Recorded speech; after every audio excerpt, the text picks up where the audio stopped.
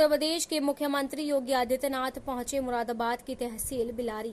उत्तर प्रदेश के मुख्यमंत्री योगी आदित्यनाथ के द्वारा मुरादाबाद की बिलारी और कुंदरकी लोकसभा के अंतर्गत आज राम रतन इंटर कॉलेज पर जनसभा को संबोधित किया गया और उनके द्वारा लोकसभा प्रत्याशी पर परमेश्वर लाल सैनी के पक्ष में जनता से वोट की अपील की गई और आने वाले 7 मई को तीसरे चरण में मतदान होना है।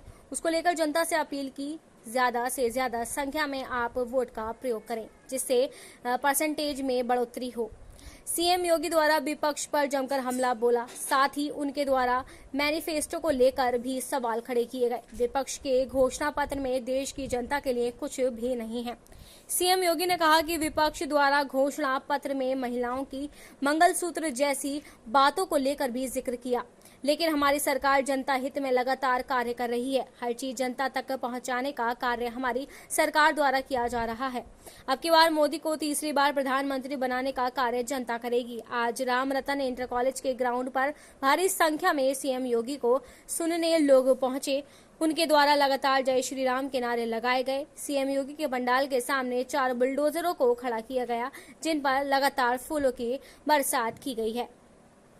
लगातार काम करते रहे ना, कोई संकोच नहीं रहा और सम विषम परिस्थितियों में, विपरीत परिस्थितियों में भी कार्य करने का जज्बा उनके मन में है और आज फिर भारतीय जनता पार्टी ने उन्हें प्रत्याशी बनाकर के उतारा है। उनकी प्रत्याशिता का मतलब इस क्षेत्र में सुरक्षा की गारंटी, और सुरक्षा की गारंटी तो वैसे भी जब से आपने प्रदेश में बीजेपी की सरकार बनाई है, कोई दंगाई और किसी कर्फ्यू के समर्थक की हिम्मत है कि वो कर्फ्यू लगवा दे या दंगा करवा दे। उसको मालूम है कि अगर दंगा करवाएगा तो राम नाम सत्य है की यात्रा भी उसकी निकल जाएगी। फिर बहन और भाइयों, मैं इसीलिए आपसे कहने के लिए आया हूं, परमेश्वर लाल सैनी जैसे कार्यकर्ताओं को आगे बढ़ाने के लिए आप सब अपना आशीर्वाद दीजिए। लेकिन इसके लिए आपको परमेश्वर लाल सैनी स्वयं बनना पड़ेगा। घर घर जाना होगा, एक एक वोट को कमल चुनाव चिन्ह पर लाना होगा। अगर आप इस कार्य को करने में सफल होते हैं तो बहनों और भाइयों, संभल में फिर से कमल खिलेगा और संभल में कमल खिलने का मतलब कल की अवतार की भूमिका की तैयार हो जाएगी। यही तो मान्यता है हमारे धार्मिक शास्त्र इसी बात का उल्लेख करते हैं। कलयुग में कल की अवतार होगी संभल में। अधर्मी, अत्याचारी, अन्यायियों को सही जगह पहुंचाने का काम करेंगे कल की भगवान, और इसका आधार बनेगा कमल का निशान। कमल निशान के लिए आपका आह्वान करने के लिए मैं आया हूं, आपसे कहने के लिए। और बहनों और भाइयों, इसके लिए आपको करना होगा, एक एक घर जाना होगा, स्वयं परमेश्वर लाल सैनी बनना होगा। बन पाएंगे? घर घर जाएंगे? बहनों और भाइयों, ये चुनाव महत्वपूर्ण है, देश का चुनाव है और देश के अंदर जो आवाज है कि फिर एक बार, अब की बार 400 पार के लिए संभल भी उसमें एक होगा। ये संभव कर पाएंगे? संभल संभव करेगा। और इसके लिए आपको कुछ दिन का समय, खेती बाड़ी का काम लगभग पूरा हो चुका है, लगभग पूरा हो चुका है।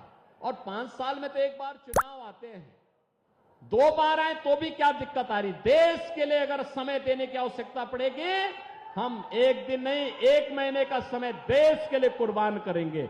ये सहमत है ना? अरे हमारा देश है, जीवन हमारा, देश हमारा, तो हमारा जीवन है, हमारी सुरक्षा है, हमारा देश है और वोट भी हमारा है, तो सरकार भी तो हमारी होनी चाहिए कि नहीं होनी चाहिए। और इसके लिए कमल चुनाव चिन्ह के लिए मैं आया हूं आपसे अपील करने के लिए कि परमेश्वर लाल सैनी को 7 मई को पढ़ने वाले के कार्यक्रम के बारे में तो क्या कहें, अद्भुत कार्यक्रम। इतना जनता ने प्यार दिया है हमारी सोच से परे प्रोग्राम हुआ है और इस जनता का जो प्यार है हर आदमी के सर पे चढ़ के बोल रहे हैं। आज कितनी बड़ी मात्रा में जनसंख्या इकट्ठा हुई यहाँ, कितने लोग आपके अकल्पनीय, कोई गिनती नहीं। शायद बिलारी के इतिहास में ऐसा प्रोग्राम नहीं हुआ होगा जिस प्रोग्राम में इतनी बड़ी तादाद में जनता ने भागीदारी करी। जैसा कि लगातार पिछली बार 2 बार रहा था, माननीय मुख्यमंत्री जी कार्यक्रमों में नहीं आ पाए थे, टिकट हुआ था परमेश्वर लाल सैनी जी को, और आज ये जनसभा हो पाई है 3 बार के बाद। तो इसमें आप क्या कहेंगे कि जनता ने और भगवान की कृपा कैसे क्या समर्थन मिलेगा? देखिए, दोनों ने अपना ना पूरा का पूरा जितना प्रयास हो सकता था किया। योगी जी ने अपनी तरफ से किया और पब्लिक ने भी योगी जी के मान सम्मान में कोई कमी नहीं छोड़ी है। आप देख रहे हो पब्लिक के लिए माने की सड़कें भर गई। आज एक चीज देखी गई कि जब चेकिंग के दौरान जब जनता अंदर जा रही थी तो काले कपड़े वालों को, बुरखों वालों को रोका गया और वो लोग वापस गए। राज क्या कहना चाहेंगे? नहीं, काले कपड़े के लिए ये था कि काला कपड़ा जनता में अलाउ नहीं है, तो जो टी शर्ट वगैरह थी उसके लिए रोका गया। उस मुस्लिम महिलाओं को यहाँ से वापस किया गया था? नहीं, ये मुझे जानकारी में नहीं है।